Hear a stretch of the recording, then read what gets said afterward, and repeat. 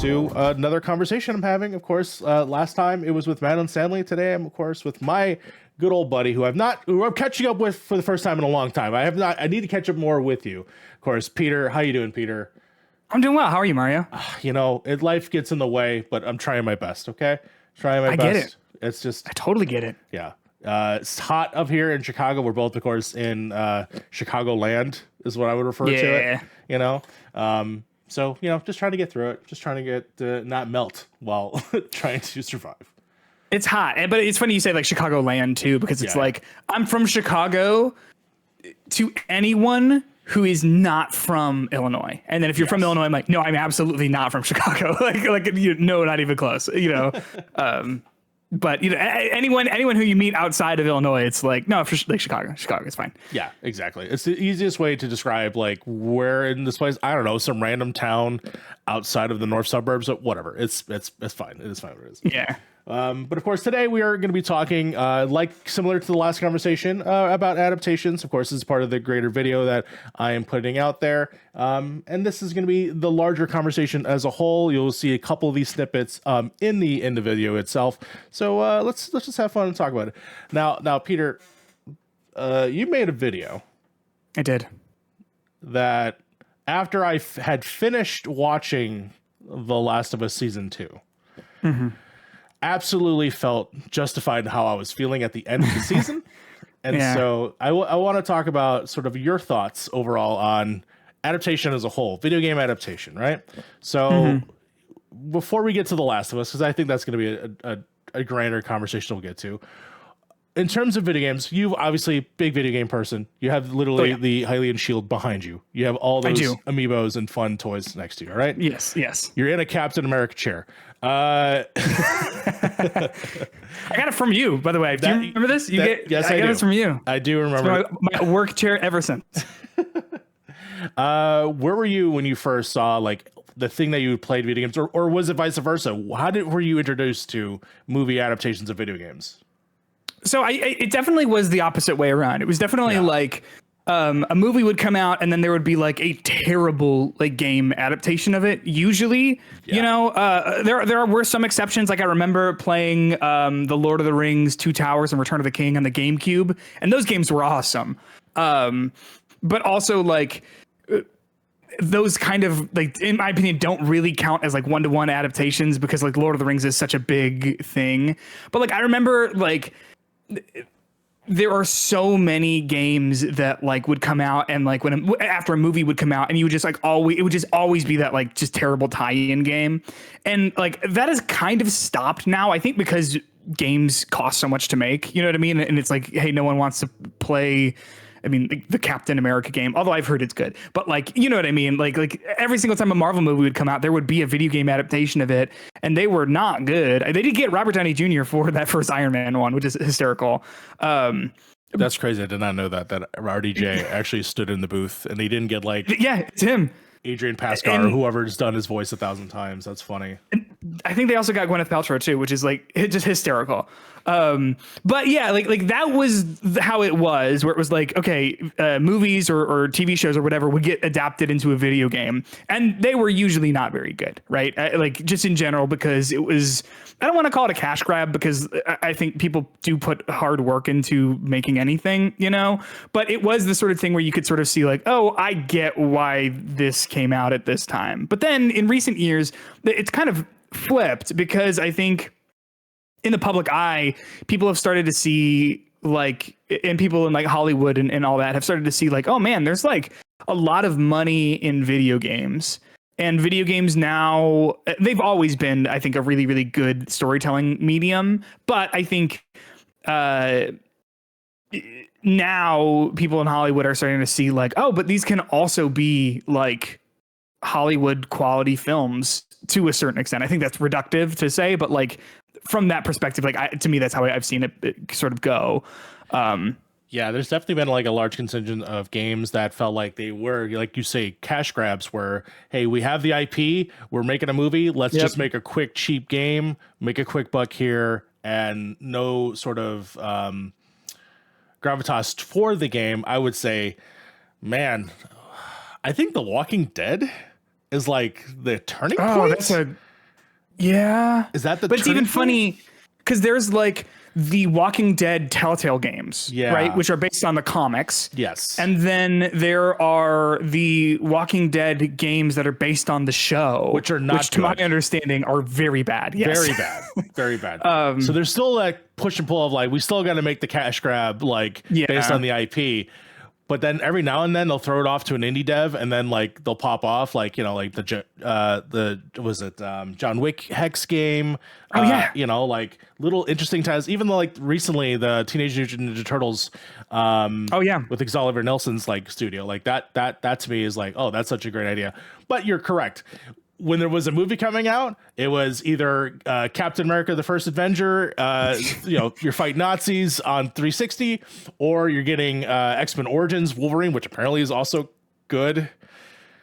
Hard to be worse than the film, but you know what I mean. Yeah, I don't know about that one, but ultimately, yeah. And then of course, video games themselves being the original IP, and then that being converted over onto another plane of medium. What was your first instance of that? Was it Mortal Kombat like a lot of us, or was it Super Mario Brothers? I'm trying to think. I got into like, it might have been Mario. I might have seen that. I don't know. Here's the thing though, like a lot of people have been like acting like, oh man, like video game adaptations, like obviously like there's like a lot of them that are happening right now, especially, but there have been a lot of them for a long time. You know what I mean? Like those Resident Evil movies have been going on since like 2000 or whatever. And they've been terrible forever, but there also have been like decent video game adaptations. Like I think about, I guess this isn't like a 1-to-1, but like I think that Scott Pilgrim movie, obviously that's based on a comic book, but like I think that's a decent like video game movie because of the way it incorporates video game elements into its like plot and all that. You know what I mean? Obviously it's not 1-to-1, but it made a fantastic video game, and that got a sequel announced this year. So like, you know, there's some fun crossover there for sure. 100%. Yeah. I mean, I think my first instance always has been like, the memory is my dad has custody over us for the weekend. He has to be the weekend dad. What does he do? He goes to Blockbuster, finds Mortal Kombat. We go to Domino's, get a pizza, and then that's the weekend. You know, you're just that watching. doesn't sound so bad. It doesn't sound so bad when you put it in those direct terms. Not saying that he was a bad father. He was a bad father. But those are, I think, generally people's first like thoughts when they think of an adaptation, at least in terms of the good ones, right? But then there's the slew after, I think, that even, which funny enough, that movie is directed by Paul W.S. Anderson, who did the Resident Evil movies. And he did the Monster Hunter. He did do Monster Hunter. Do I own that in 4K for some reason? Yes, I do. Yes, I do. It's unexplainable. Unless Mortal Kombat comes in 4K, I really would like that version, please. Does the Pokemon count as like adaptations? Not really, because it was like an anime, because it was like at the same time. You know what I mean? I don't know. It's the chicken and the egg with Pokemon, or chicken and the Pokemon egg, where like I couldn't tell you if like the anime came first or the game came first. I assume the game did, and they were developing at the same time. But like, I mean, because that came out, 1999, Pokemon Red and Blue? The funniest thing with like, especially when it comes with things from Japan, like people tell me like, oh, Dragon Ball Z has been around forever.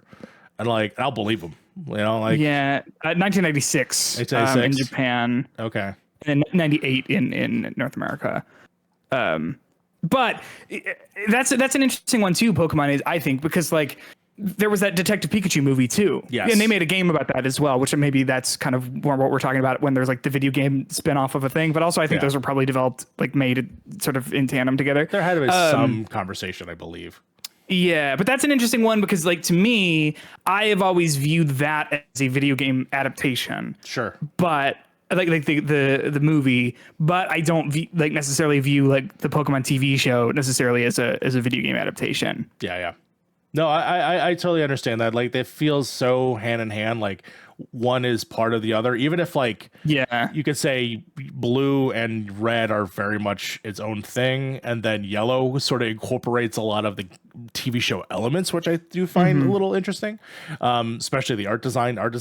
Once the TV show comes out, the art design is corrected immediately to just whatever is shown on the television. Because if you look back at those old monsters, Geodude looks rough.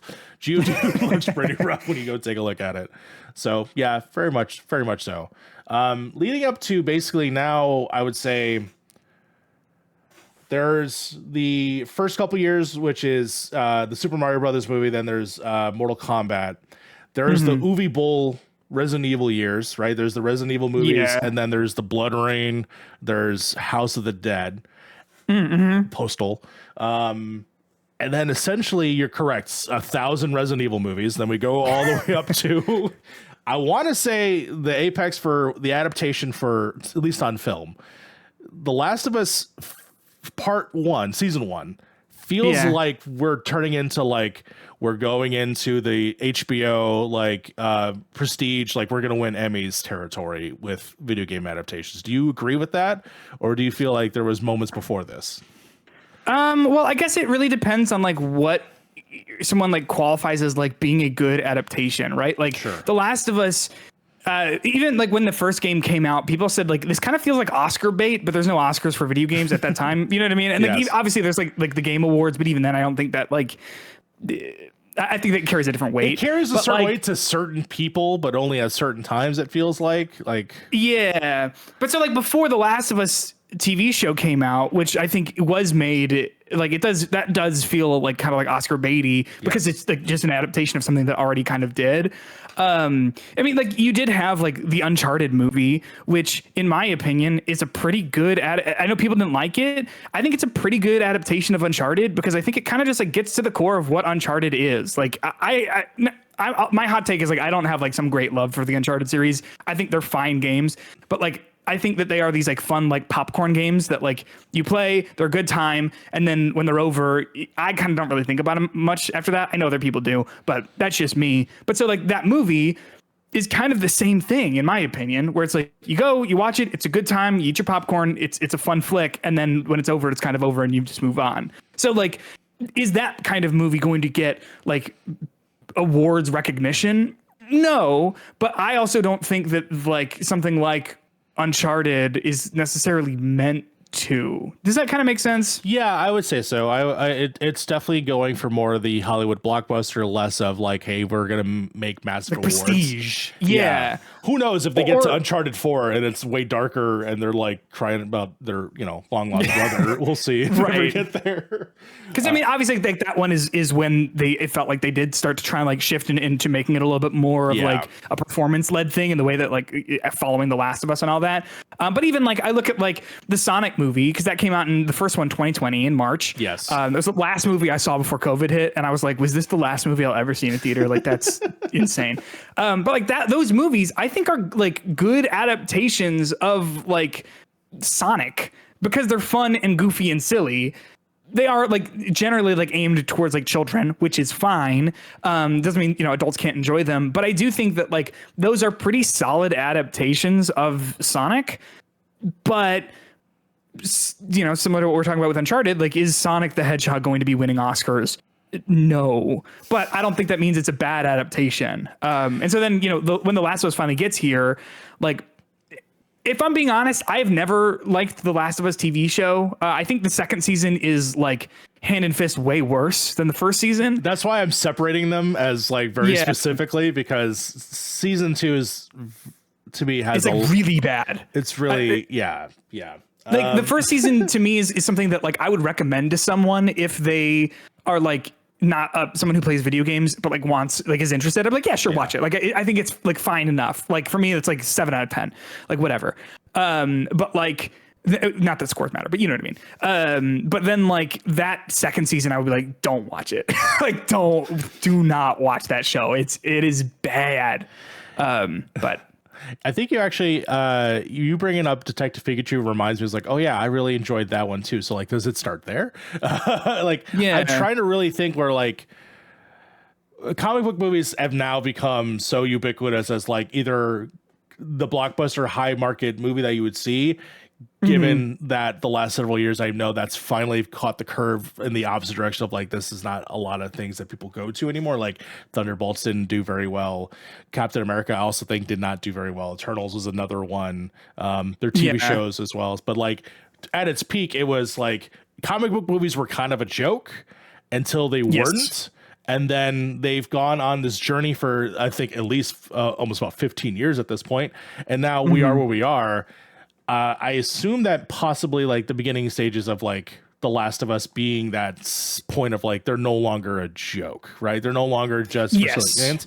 And that's where we kick off to, I would say, the Fallout TV show, which I think is actually the far superior product between the two items. Where are we going to go from here? I'm curious as what we could take seriously. I was also, you know what? Totally forgot about it. And I forget that it's over here. There's a sequel coming out literally next year. The Silent Hill movie was actually, yeah. So I know that there are sickos out there that really, really, really like that movie. And I know there are people that hate it for other reasons. And I watched it for the first time. I watched it for the first time this past year because I did a video when I was at the Gamer about like sort of the misinformation surrounding Silent Hill in general, and that a lot of misinformation about the game series comes from that movie. Yes, because a lot of people saw that movie and then were like, "Oh, this is just from the games," and it's just not. So I watched that whole thing for that video, and that's a bad movie, dog. Really? That is. Yeah. I mean, like. It's one of those things for me where like if I didn't watch it alone and watch it with like a big group of people, I bet we would have had some fun because like of the moments that I think are like silly and whatever. Yeah. But like, you know, watching it alone, like to be like, all right, time to sit down and watch this film, as I say, like leaning back in my chair, very critical and make sure. Yeah. But I also think too, like, you know, so much of like the conversation about like quality, like critique of art is so subjective, right? And I saw a lot of people, I mean, anytime I make anything critiquing anything, I have people saying like trying to like who are like getting like personally offended by the things I'm saying. I'm like, no, I'm not talking, like you can like it. Like here's the thing, I think The Last of Us season 2 is a big steaming pile of garbage. And yet, if you like it, I'm happy for you. Like awesome. Like great. I'm not going to convince you that you don't like it because you like it. Like it's impossible for me to do that. So like, you know, the Silent Hill movie I thought was pretty bad too, but like, who cares? You know what I mean? This is what I think. No, that's fair. That's fair. I do agree. It does obviously misrepresent quite a few things that game is about. There is some cool stuff in there that I still think that is worthy. I think it ends up being more in the Uncharted realm, where Uncharted to me, like, Uncharted, again, especially if we're going to just base off the first 3 games, which I'm exclusively not talking about the fourth one because it does get darker, or at least a more mature, I guess is the way I would say it. But even I think that's kind of laughable when it comes to Uncharted, but that's okay. I would say I put it more in that realm, less than an Uwe Boll movie like Blood Rain or something like that. But like, there's still, visually, there's a lot of stuff going on with that. Story-wise, there's still some things I would consider. There's some other stuff in there too that I don't think necessarily holds up. But in terms of like a movie where I'm like, okay, I could see where the adaptation from a video game medium can translate. And then they get to Detective Pikachu, and I had a blast with that one. And then I think Digimon. Oh no, Digimon movie is not. Is Digimon a game series or is it an anime first? Because I see so more video games first. Okay, there's games for it. There's like a new one that just came out. Apparently, it's good, but Persona-like games for done, and I feel like that should speak to me. Yeah. But I cannot get into them whatsoever. But even that, so like it's interesting you bring up Persona because the thing that I also think about when it comes to like video game adaptations is like there are, you know, even before all the stuff we're talking about, like anime adaptations of games have been around forever. They're like Devil May Cry. I know people have been hot on the recent shows. I was watching the Devil May Cry anime when I was in like 7th grade, you know, and that was awesome. But then there's also like, you know, Persona 5, the animation, and Persona 4, the animation, I think 3 as well. Yes. Which I watched some of Persona 5 and then I realized like, oh, it's just exactly beat for beat the exact same. Like, I don't need to relive this again. Yeah. I finished 5 and then I did Royal like the next year. And then I was like, you know what? It's fine. But you know, like that, so I can't speak to the quality of that adaptation, but like there have been like anime adaptations of video games and stuff forever, Yeah. like Castlevania and Devil May Cry and like the Persona stuff. Or there's that Nier adaptation, which I didn't watch, but Yeah. I've heard is very, very good. Yeah, I actually have not. I didn't know that there was a Nier one. I'll actually take a look at that because I love Nier Automata. Is one of my favorite games of all time. So I got to look into. Yeah, that. me too. Yeah, no, it's true. Like it's funny when talking about this conversation with people. Yes, there's been a swath of just so many different anime adaptations of video game stuff. Like there's also cartoons that I actually haven't considered. Like there's a Mortal Kombat cartoon from the 90s. Yeah. There's Mega Man stuff. There's Captain Oh, N. yeah. Yes. There's so much other stuff that has translated over the years that I just, don't think about it because I don't know if I get in the same mentality of old is old and therefore I don't consider it good, which is a misnomer. Go back and revisit old stuff. I mean, I played Silent Hill, the video game, for the first time, I think earlier this year. And I was like, this is still a fun game to play. Like there's still a lot of there on the bone, but yeah, no, it's funny. I can't believe I totally disregarded anime. Well, it's interesting though because I totally get why, right? Yeah. Like not just the anime, but like there's been a lot of like adaptations and stuff. But I think that like you have like when The Last of Us show came out, you have a bunch of because it's a TV show and like yes, like it's a video game thing, so a lot of like video game publications and stuff reviewed it. But because it's prestige television, a lot of non-gaming like sites reviewed it and whatever. And so you have a lot of writers saying like, hey, video game adaptations have always been bad up until now. And it's kind of, to me, I'm like, I don't think that's true.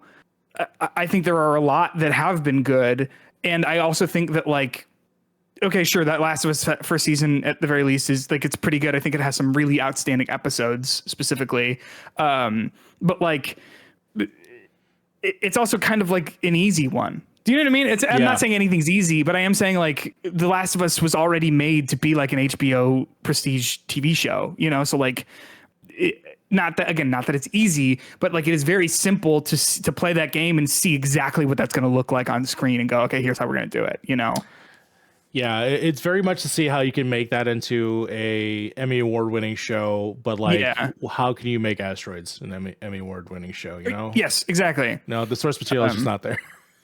yeah, or like they made that like Tetris movie, which is based on a book. I have it right here somewhere. It's a graphic novel that is the historical account of the creation of Tetris and stuff like that. And so is that like a video game adaptation?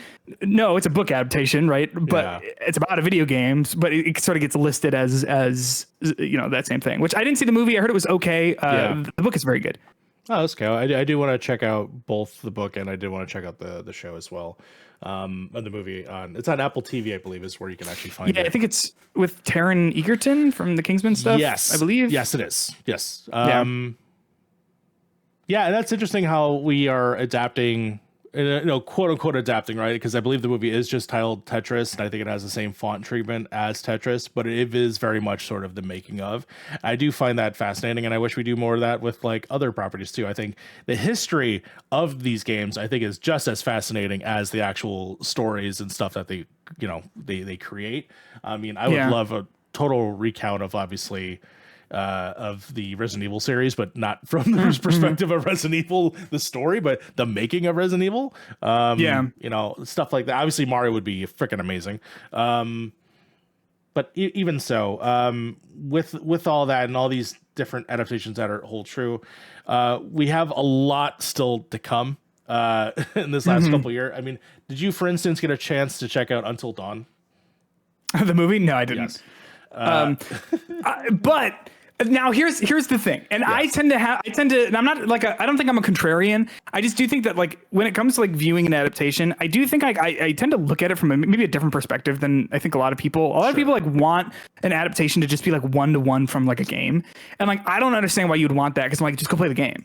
Yes. I think for me, like an adaptation, I want it to be like getting the vibe of the game correct. And so when I saw what that Until Dawn movie was in the trailers, I was like, honestly, I've heard it's quite bad, but like, honestly, like that as a premise gets to the core of what these games are about, like where it's like, choices matter, and like you make it to the end of the night and all this stuff, and because they go through like a bunch of different like killers and stuff like that, right? Yeah. How does it? So essentially, well, actually, you think that every night the trailer presents it as like every night there's a new killer, but actually, every night everything is happening all at once. It's simply them just discovering how can they possibly stay basically alive until dawn, which is different from obviously the video game. The video game very much is a structured single story that's not like at multiple nights. It is one night. You are doing different perspectives from different characters.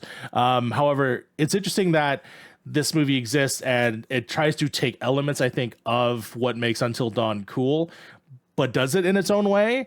And I do think it succeeds more than it fails. I know that there are things about it that I would have loved a little more love to, but overall, I end up walking out of that movie pretty impressed. I know some people don't like it. Mostly, I feel like it's because they are very much true to the Until Dawn story.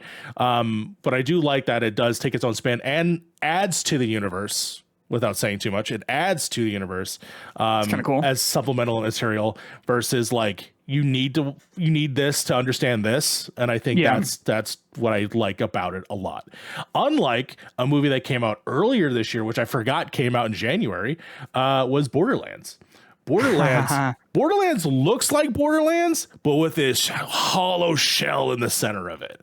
And that's, Oh no! I'm not a Borderlands fan. Neither am I. Neither am I. So when I saw that movie, I was like, "Yeah, this is Borderlands." Where it's just kind of like bad, like jokes that I just find are complete, like just don't land for me at all. Sure. I mean, it looked bad.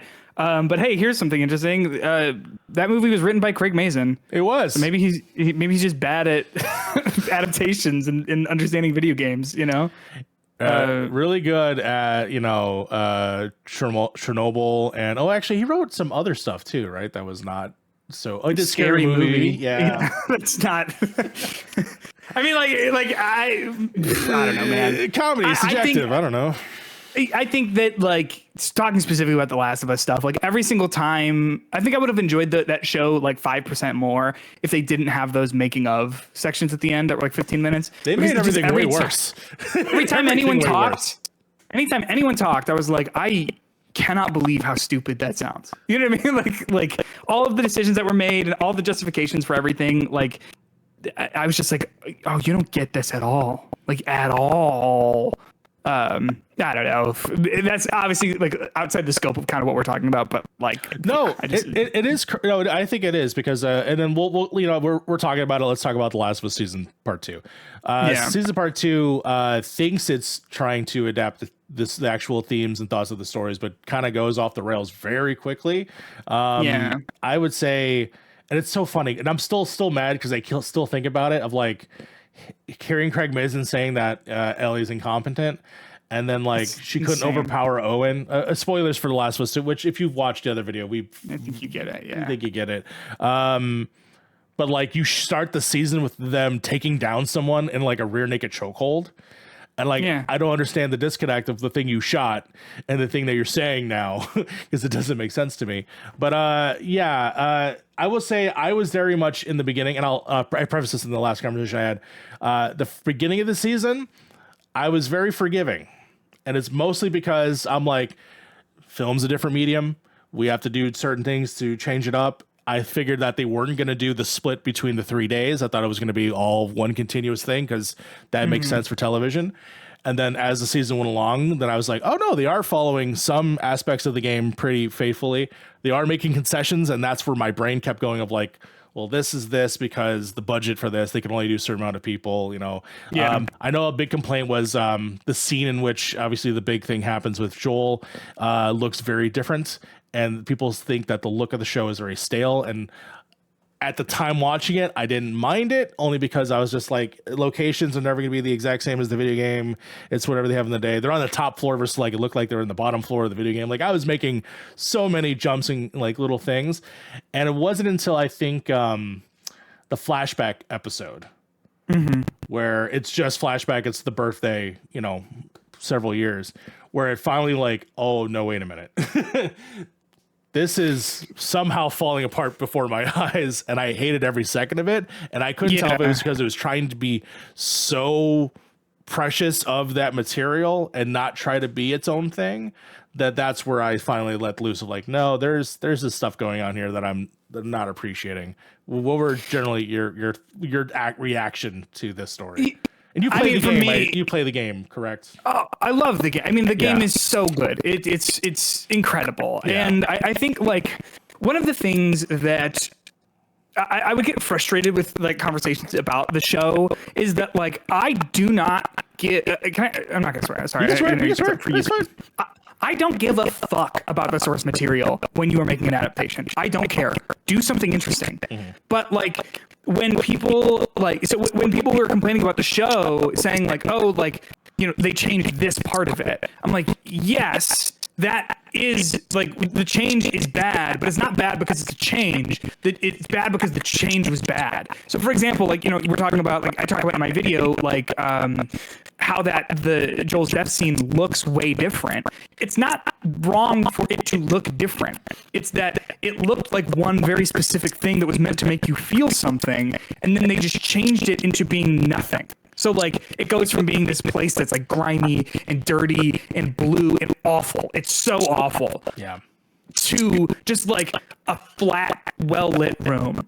You know what I mean? And it's just like the blocking is everyone's just standing around. Like it just looks so like flat and static, and there's no emotion conveyed this setting, which again, if you want to change it, fine, change it. You should change it because it's an adaptation. So do what's going to work for your medium. However, if you're going to change it, you have to change it into something interesting. You can't just like change it into kind of nothing, you know? And so like that was a big problem I had with the show. And like a lot of people in the comments of that video were saying like, hey, yeah, like, you know, you say that like they are nitpicking, and then here you are like nitpicking yourself. And I'm like, no. It's not that I'm saying that these small changes are bad because they're small changes. I'm saying that the core to what the change is, it doesn't add anything. Yes. And so that's where like one of the big problems with that show comes for me is like what you've changed just isn't in service of anything. Yeah, no, I think like I'll say what I think is a genuine good change, and then preface with like, yeah, all the little things I think that added up to why we ended up not liking the season overall. The big change I thought was how are they going to handle the journey with, you know, because they made the choice to have Dina be very focused on a part of this ride with Ellie. And so she's involved with a lot of the day 2 stuff, which normally I think is Ellie by herself, and then she runs into Jesse and they get into a car crash and all types of stuff happen, right? I thought the economy of storytelling of Dina and her going to that warehouse, them bumping into Jesse, and then also doing the forest, in my opinion, the economy of like, oh, how are you going to accomplish that and not be, you know, 12 episodes long, which the show really needed more time, but also I don't think I could take more time of what they were giving me. But the economy of like breaking those 3 things that are iconic to the show, but adapting in their way and getting the characters still in the same direct path that they need to be. I thought that was a good example. The bad examples are obviously everything that happened after that, where I feel like things were either too direct line fateful or adding things that didn't need to be said or added, like the idea that, you know, even Joel believes the cure could have happened. Like, I don't know. Like, I don't remember that possibly popping up in the original. It's so interesting too, because like the fact that you have Neil Druckmann so heavily involved with this show, because I think he was also, to my understanding, based on like the credits and stuff, it seems like Neil Druckmann was much more involved with the first season than he was the second season. Because like Craig Mazin wrote everything except for the last 2 episodes. Yes. He's credited as a writer on those, but also like I'm not entirely sure how involved Neil Druckmann and Hallie Gross were with the writing, or if they just like were lifting a lot from the original script, so they had to credit them. I don't know. Yeah. But to me, I agree. Like, I think the changes that they made for like Seattle Day 2 stuff was interesting because it's like, okay, how do you get them from here to here? What do we do for all that? Obviously, we don't want to just copy the game, so let's not. Awesome, great, perfect. But like the cracks for me are already there, where it's like you have Dina, this character who is basically, I think they should have renamed Dina to just also Ellie, because they have the same exact, like, there's no interpersonal drama between them. There's not, like, they get along the entire time. They think the exact same thing about every single thing. And so there's like no conflict. We don't learn anything about the two of them through their relationship. And like, it's difficult because I'm like I said, it's its own thing. So it doesn't need to be the game, but the game is, in my opinion, just a really good example of how this could have been done right. Where like, but with their relationship, when they do, it starts and they're getting along really well, and then they start to butt heads when Tina tells her she's pregnant and all that sort of stuff. Like, we learn a lot about Ellie based on her response to that, and we learn a lot about their relationship based on her response to that. And that's, none of that is there in the show. And so like they just get along the entire time for the entire show, except up until like the last scene that they have together. Yes. Which by then I think it's far too late, and I also think that their disagreement is silly. Whatever, who cares? But do you sort of see what I mean? Like yeah, like the set piece of them going to this place and like getting to the forest and whatever, all of that works just fine for me. I don't mind it. In fact, I thought that was one of the more memorable, better parts of this season. But like the cracks have already been laid. Like the groundwork is already like flawed, and the groundwork is already has like this big issue. Because even to your point, you said like it feels too rushed and way too slow at the same time. And I think that like the pacing in this season is really bad.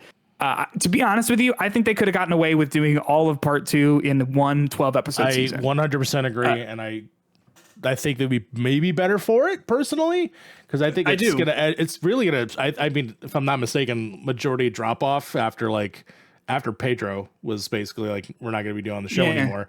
So yeah, like to set up your third season for failure by not just continuing on this season did feel very much detrimental to the whole process as a whole. Yeah, and like it's just this problem where I think that they were given way too much to do. Maybe they had too big of a budget or whatever, but I think that you could have fit all of this into a 12-episode season. Obviously, that's a little bit longer than the first season, which I think was like 10, maybe 9 episodes. Yeah. But like those episodes on the first season are all like an hour. In this season, they're all like 30 minutes. And I just think it has a really big pace problem because of the fact that they know that people love Pedro Pascal as Joel. And like, in my opinion, based on the pacing of the game, and like based on like where I think the focus of the show should have been, it should have been on the Seattle stuff. Whereas in the show, it's less than half. Yeah. Or maybe it's about half. Doesn't matter. Yeah. It's not the main focus of the story, which is where the whole story of the game takes place. But I think that Joel should have died at the end of the first episode, and then that you should have like been off on your way to getting to the actual meat of the drama of sort of who Ellie's becoming and stuff like that a lot quicker. Yeah, I agree. Maybe we spend less on the giant epic battle that, at the end of the day serves a small purpose. It was cool to see. I was like, oh, this is what Game of Thrones could have been. But that's all I thought. I didn't think that it added really much to the overall story of where we got to. So like, I don't know. Can I complain about something stupid? Do it. This is so dumb. This is like, sometimes when I think about like criticizing something, like a lot of people ask in the comments of my Last of Us video, we're sort of saying like, oh, like you didn't mention this. And I'm like, yeah, because like I'm trying to stay focused on this one sort of specific thing. And I think that if I like aired every single grievance I have with this show, like it's just not going to be a focused like video. Yeah. And so like, I want to talk about this one specific area. And I'm like, yes, I agree with that, or like this didn't work, or maybe this did work, but like that's just ultimately not the scope of the video. Yeah. So like this is one of those things that like I've been like kicking around with. And like I just didn't know where to say it, so I'm gonna say it right here. Is like I think that the concept of the bloater is very silly, like the big infected guys. Because here's the thing: there's a difference in the suspension of our disbelief in a video game versus in a TV show. Because in a video game, we have an expectation that like, okay, there needs to be different enemy types so that we can interact with them differently, and so that we can like be put in different scenarios that make us behave differently. And a game like The Last of Us, which is about like resource management and stuff like that, and like survival. Like throwing a giant big guy into the fold means that you are going to have to behave in a very, very different way than if it's just the runners or the clickers. That's interesting. And we, as people who play video games, have this like understanding that like that is going to be the case, that there's going to be big dudes in armor who are like have more health and like are harder to take down than like the smaller grunt guys, because that just is how our brains work and how we've been conditioned to play. In a television show, that does not work at all. Because you are looking with your eyes at this thing and you're like, that so in the fiction of it, right? Like infected are people who just like they're zombies, right? They're people. So was this guy like 9 feet tall? Who was this man? For like 1, 2, they encounter these so often that they have like a name. Do you know what I'm saying? Like to me, I get that they're cool in the game, and it was, I guess, like cool to see one in a TV show, I guess. But like my suspension of disbelief with it is just like a little bit different to like I'm asking the wrong questions when I'm watching. I'm like, this is weird. To me, I would be more on board with it if the bloater looked different than the one of season 1, because it looks almost 1 to 1. And I'm like, do they just produce the same creature? Yeah. Or is it the same dude? And I know it's just like that's a small thing, right? Like this does not matter at all. True. But it is like a like for me, when I start like thinking about like small things, like when I'm like looking at the costumes and I'm like, oh, these costumes look bad. This looks like cosplay. Yeah. Like why do the costumes look like this? Or like when I'm like asking these questions, it's like the reason I'm doing that is because I'm not engaged with the show and the characters. Because I'm not focused on like I think a good I think something that's well written and well acted, you are able to forgive a lot of like its smaller flaws because that's just not the focus, because the other stuff is carrying it so much. Whereas when something is of a lower quality, you do start to notice like, oh, that props looks really bad, or like, oh, like these green screens look like shit. That was me this whole time. Yeah, no, that's I think that's a total valid way to feel. But yeah, thank you so much for the bloater talk. That is an exclusive here, only for us, and only special features. Yeah. But no, I agree. Because they also reminded me of the Resident Evil movies, where like, okay, why is the chainsaw guy look exactly like the one from the game? It doesn't make sense. Or you know, just other instances where like, oh, it's just, I don't know. My brain forgives it, but I agree. It's narrative-wise, it's silly. I think it's one of these things where, like, for me, I'm like, okay, it is your job to adapt this to television. So adapt it. You know, like you should make changes, and you should make intentional changes that make sense for your world and for your story. And I feel like The Last of Us Season 2 is just such a prime example of how that fails, of when like they don't know what to do with something when they switch mediums, and like it just kind of wallows in the original and just like points at the screens like, hey, you remember this, right? Like, didn't you play the game? This is kind of cool. And it's like, I guess, but like, what does it mean? Like what does it mean to this? Who cares? You know? Yep. Nope. I agree with that full-heartedly. That is such an interesting thing. That's just like phenomenon with adaptations, right? It's a phenomenon of like being able to create and carve a new path or try to tread the same thing, and people falter left or right, really. I think one of my favorite adaptations, this is it's the movie Annihilation. It's an Alex Garland movie. It's a book. And I read the book. I liked the movie so much that I read the book, which is not typical for me. And there is almost nothing in the movie that's in the book. It's like almost all entirely different.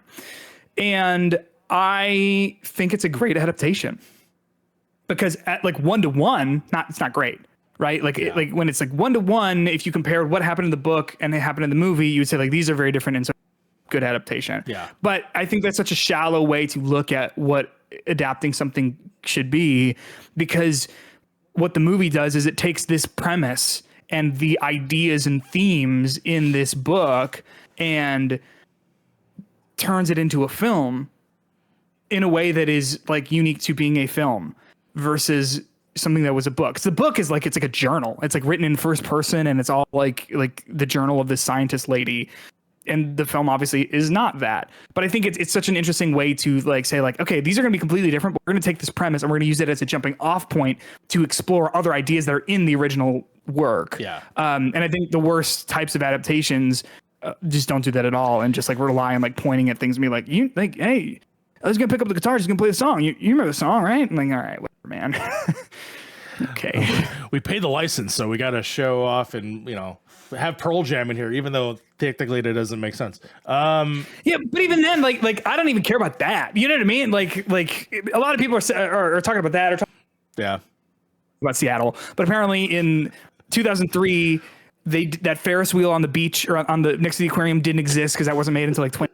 I don't care. That stuff like I do not care about that. Sure. It is about like, does it serve your story? Because I can get on board with the idea that there's zombies running around and that, you know what I mean? Like, like it's fantasy, it's fiction. It does not matter to me if the Pearl Jam song is out or not. It's fine. You know what I mean? Like, it's fine. No, fair enough. It would have been, I'll say this, it would have been a worse show if they explained how he knew that. Do you know what I mean? Like it would have been way worse if there was like a line, and I thought just like where the rest of this adaptation was. I thought like if there was a line where he's like, well, I used to love this band called Pearl Jam and I found their demos, and that's terrible. No, like no one wants that. That doesn't happen. I found their demos. Yeah, no, that's fair. That's fair. All right. Let's put The Last of Us season 2 to bed. Let's not think about it for please 2 more years until I'm never watching that. No, I'm out. Never. I just never again. Yeah, that's fair. Well, for possible future stuff that you might be watching, there's a few adaptations still to come, and I just want to get your general thoughts. This will just be quick and easy, and then we'll close this out. But so far, yes, the Borderlands movie you said it was a stinker, right? Yeah, it's no good. I would like, it's not even funny. You know what I mean? Like I thought like Madam Web was really funny. Like that's like a Spider-Man 3 level. Like watch with some of your friends. Borderlands, like don't ever watch under any circumstance. Me and Peter don't share the same opinions. I will never watch Madam Web ever again. That was it's a good like me. I went with my fiance. We had a great time. Yeah. We had a great time. Yeah. No, for sure. Until Dawn was the other one. Another big one we didn't talk about. Minecraft. Did you see Minecraft? I did not. Not for me. I'm not like a Minecraft guy, so like whatever. But also just those trailers, I was like, like you could. That's okay. If you're a fan of Nacho Libre, this is not that far different. But otherwise, it is what it is. But you have to be very specifically into that to really enjoy. Yeah. Of course. We just did Last of Us Season 2. Next, I think coming up, if I'm not mistaken, is actually Mortal Kombat 2. I think. Oh, gotcha. I'm not like a huge fighting game guy, so like those were never really my thing. No, I heard that first one was okay. Yeah. I heard like mixed, like generally like all right. There's some good stuff about it. I'm just happy that we're making Mortal Kombat movies again. Yeah. There's just really dumb stuff that's also in it, but again, it is what it is. It's also Mortal Kombat, so I'm not fretting too much. There of course is Five Nights at Freddy's 2. It sounds like those movies, because I didn't see that, 'cause I played those games, but it sounds like that movie was like on par with the quality of those games, where it's like a fun thing to see. And if you're into Five Nights at Freddy's and like all the lore stuff, it sounds like that was a very like lore, like kind of look at the camera, like this is for the fans kind of movie, which is great. Like that's fine. Yeah. Like happy for those people. Yeah, I'm happy there is a blend of like there can be something for just the fans and then for people that consume generally. So that's fine. Yeah. And then I think after that, Fallout Season 2 is supposedly. Were you a Fallout person? December. Yeah, December, right?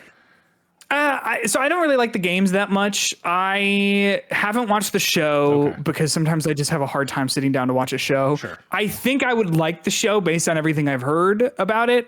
Because first of all, I've heard it's high quality. But I've also heard that like it does a thing that I think adaptation should do, and it doesn't even try to adapt a game. It just says we're doing our own thing. We're just using this like setting, which is cool. It uses your thesis of what you think an adaptation should be, and I think it does it to the highest extent. Where it take the base elements that from every beginning of a Fallout game, which is my dad's missing, I got to go out and find him, I got to leave the vault, right? That's your base premise, to then now an adventure that's wholly original and wholly new and goes in different directions and characters you meet. It got me to play Fallout, and I'm also not a Fallout person. I think I played a little bit of Fallout 4 when it launched, and then I stopped at a certain point. But then when the show came out, I was like, oh, wow, this is actually really good. And interesting in terms of like I didn't know much about the vaults and like how there are different stories within those, and like it was definitely a bridge into the world that I think is very successful of being its wholly original thing, but also still connected to a thing that a lot of people love. And so very excited for eventually season 2, which that comes out very soon. We didn't talk about Arcane at all, but Arcane is also, I think, an example of just an excellent thing about a world I don't care about, but it made me invested in certain aspects of that world. And I think that's also a success. That to me, because I'm the same way, like, because that's League of Legends, right? That is League of Legends. Yes. I've never played a second of League of Legends in my life, but all these people who I know who've never played it either are like really big into this shit. Like my fiance's sister is big into Arcane, and like, she's not a League player as far as I know, but it's this thing where it's like they wanted to make a good show first, and then they figured out like how it connects. At least, I don't know if that's exactly how the process went, but like it feels like they went for, hey, we're gonna make a good television. Yeah.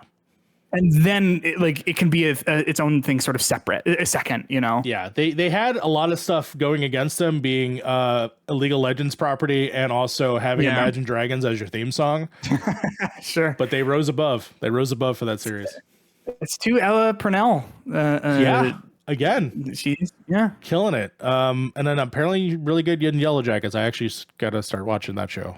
That sounds like I haven't seen it. Sounds like something that would be in my wheelhouse. And then I guess really we're hypothetical with these last two, which of course is Super Mario World. Did you see the original? Did you see the animation of Super Mario Brothers that came out? The movie, I thought it was fine. I thought it was like a perfectly fine kids movie. I'll never watch it again because it was just like it's my understanding kids love it, and hey, that's great. And not everything needs to be for me. I saw it. Glad I saw it. I'll move on. Okay. I'll probably see the second one just because it's it was fun enough, but like never thought about it ever again. Fair enough. But it's not bad. It's perfectly fine. I feel like Super Mario Brothers was definitely the FNAF of people over 50. Because it had like, oh yeah, there's Rainbow Road, and oh there's Donkey Kong, and then there's Cranky Kong, and I'll say I thought that like I oftentimes find like if there's an adaptation for like the nods and stuff to be kind of annoying. I did not think that at least in my memory of that movie, don't hold me to this. If I like watch it again, I might feel different. In my memory, I thought the nods and the references were cute and were like appropriate. And you're like, oh, sure. Got it. You know? Yeah. Yeah. Also another Jack Black joint. Jack Black is all over these things. And then I guess the last one, which I don't know will actually happen, but maybe Legend of Zelda is apparently happening. Live action that's a tough sell as well. That's a tough sell. That is, and it's the director from not Blade Runner, Maze Runner. Stuff. Okay, yeah. He did that new Planet of the Apes movie. He did. Kingdom of the Planet of the Apes, right? Yes. I'm forgetting his name. I will look up his name real quick. That is one that like when they said that here's the Mario cast. Yes. Whoa. And then like they all turned in like very. I thought it was going to be a lot like wilder than it was. Yes. With that movie, but like the thought of doing a live action Zelda movie in general, I think is kind of notable, interesting. I don't know, because like to me, Zelda games are not necessarily like the story isn't the thing that I really go to Zelda for. Like I like the ones that do have like decent stories. I think like Majora's Mask is like excellent. Or I even think like I know people didn't like a lot of people had like problems with like the Tears of the Kingdom, Breath of the Wild like story continuity stuff. I thought it was pretty good. But at the end of the day, it is pretty light. But for me, like Zelda is a lot more like vibes based about like exploring these locations. So I'll be curious to see if and how they do that in a live action movie. But like you said, I don't know if it's gonna happen. I mean, like. I'm more in the side that it's not going to happen. By the way, it was directed by Wes Ball, who did the Planet of the Apes movie, so he will be doing this one as well. There's so many ways this could be so bad. There are some ways where I think they could possibly hit a good stride with it. If it to me comes in terms of like a Princess Bride movie. Like I would love the energy of a Princess Bride movie, but set in the world of The Legend of Zelda, but flipped a lot of those tropes on its head. You know, obviously Sheik, I think, has to be a big part of that story. Link, I would love for him to not say a word the entire time, but he's always pratfalling and doing shit, like very like just like drive. It's just like he just doesn't say anything. That's actually the Princess Bride comparison. Actually, like that would be wonderful. Yes. I like, my worry is that they're just gonna go like as generic straight down like the road as they can. Yeah. And to me, that would be uninteresting, because it would just be like, okay, sure, like this is just like the dynamic here is not particularly interesting. But something like that where the two of them are together the whole time and like that actually. Yeah. Now I'm on board with that. Yeah, my dream would be they do Ocarina of Time, right? And then the side person that you're with the whole time is Sheik, and you don't know it's Zelda the whole time. Like, oh, sure, that's that fun. would be fun, right? And then you find out it's Zelda, and then they build this relationship. The different characters obviously could be like, all of the little fun little who could be Ganondorf? I don't know. Somebody. Zelda. Yeah, I think he'd be good. Although he's Knuckles, so I don't know. But it doesn't matter at this point. I really now that you said Idris Elba, that's actually kind of sick, and I want to see him in full armor. It can go either way. I want him to go more of the Time Bandits, like the Terry Gilliam kind of style, with obviously Rob Reiner with Princess Bride, but like it could easily go to like King Arthur and like fucking Robin Hood movies that we've seen in the last couple of years, and those have not just vibe with me whatsoever. And they have so much to lose with such a simple story. I agree. Which is 100% agree. Yeah. So I don't know. We'll I don't think I don't think that they should adapt one of the games. True. I think they should. You know what I mean? I agree with that as well. I do agree with that as well. Don't make Ocarina of Time. Don't do that. Yeah. Like I think that's like I can see that being the impulse of like, well, we're going to adapt the most famous Zelda game, Ocarina of Time. Yeah. But I think like that is how you fail. I think by doing your own thing with it is that's the way I would go. But they're not paying me the big bucks to do it, which is probably a good idea. They're not paying any of us the big bucks for the great ideas. That is sad. But you know who does pay the big bucks? You, the lovely person out there watching. Thank you so much for watching. Thank you so much for enjoying this conversation that we have. Of course, Peter, a wonderful, wonderful human being. I've known him now for several years. So much. So grateful to have you here and talk to you about thanks for having me, subs, man. Like tell the people where they can find you, where you've been hanging out, and let's go from there. youtube.com/Peter Szpytek. You'll find like video essays and stuff like that on my channel. I don't know when this is going up, but I just put one up this past week about Summer Game Fest and the way that E3 has sort of changed. I'll just say my next one is going to be about Bloodborne. Ooh, should all things go well. Tease. Yeah, which is I'm looking forward to working on that. But yeah, so that's all my video stuff. But then you can find me on Blue Sky at Peter Szpytek, same thing at PeterSpytech. .bluesky.social, I think. But yeah, sounds about right. Yeah, I'm off Twitter. I got it. I'm out. Yeah, I've tried to vacate that area as much as possible as well. I have a special delight though. If you don't know this, because you still put it in your bio, musician. Makes fantastic music. I do. I have an album coming out this year. Ooh, okay. A full-length album. Like we got mixes and stuff back. It's 11 songs. All right. It's not out. I mean, we still have work that needs to be done for it to be out, but that'll be out in the fall. All right. Look for that. Look for his profile. Definitely check out his music over there on Spotify. I do play you in my store sometimes. Huge, dude. So you get played in Downers Grove. So.